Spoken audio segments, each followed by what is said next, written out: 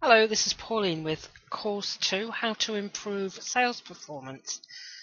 This is Lesson 1, Develop a Sales Plan. Welcome to our course on sales performance. Successful salespeople bear in mind their audience, their potential buyer or purchaser.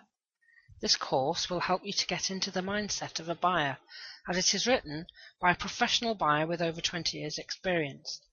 I've observed the many and varied sales techniques people use and understand which is the most effective and why. It has been said that businesses face two problems: 1, sales, and 2, everything else. While this may seem glib, it is true that if the sales function is performing well, then all other problems are solvable.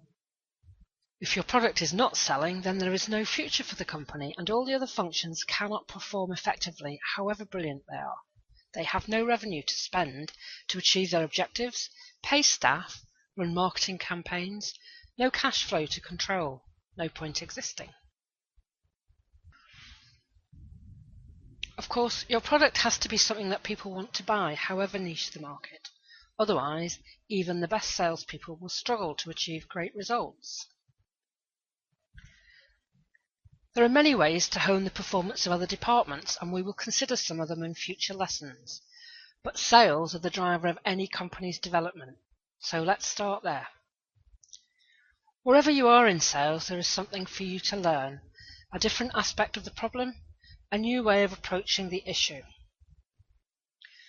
If you are a novice or a trainee, you can develop a plan to impress future employers, and you can hit the ground running in your first job.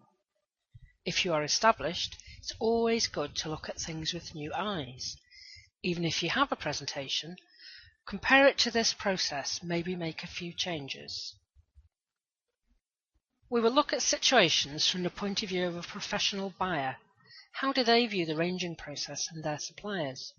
How can you find out what they need? Show them that you can definitely deliver that. We will consider all the classic points, objections, testimonials, but maybe from a fresh point of view. Do you dread clients' objections, or do you welcome them? You should welcome them. Find out why. How well do you know your product in the context of the marketplace and your competitors? Do you review the competition frequently? Do you completely know and understand your product and what it can deliver to your client?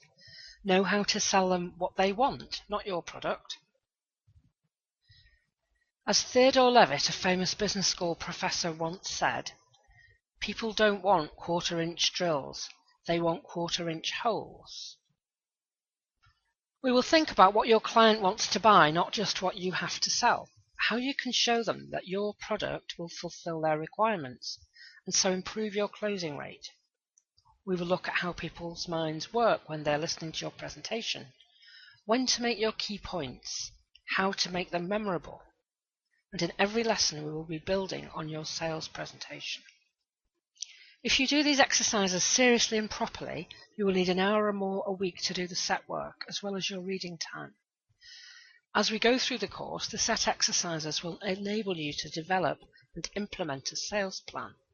If you complete the exercises, you will end the course with a ready-to-go sales presentation. Given that your product is something people want to buy, then there are only two reasons why you're not winning more business.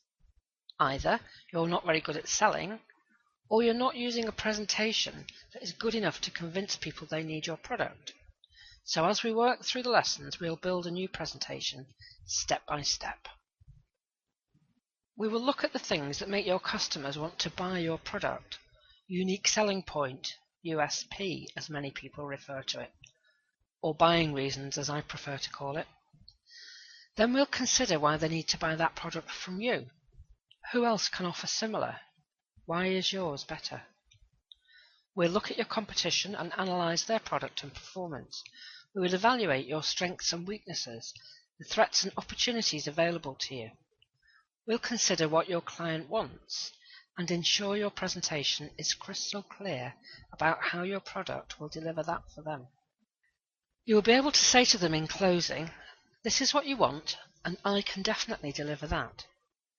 But for this course to work for you, you need to put the work in. Your product, your company, your presentation, your sales results. And at the end of the course, you will have a presentation that will work for you. Exercise. Review your existing presentation.